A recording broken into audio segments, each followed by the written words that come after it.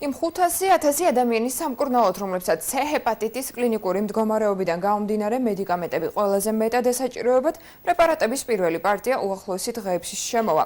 განცხადება დღეს დავით სერგეენკომ გააკეთა.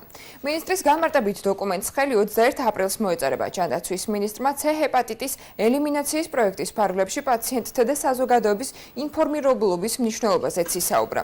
მისი განცხადებით აუცილებელია პაციენტები ფლობდნენ ინფორმაციას თუ რა შედეგის მომტანია მკურნალობა. C ჰეპატიტის მქონე პირებს გაცნობიერებული უნდა ჰქონდეთ, რომ მკურნალობის შედეგად ღვიძლის ფუნქცია მყისიარად და სრულად ვერ დაუბრუნდება საწყის მდგომარეობას.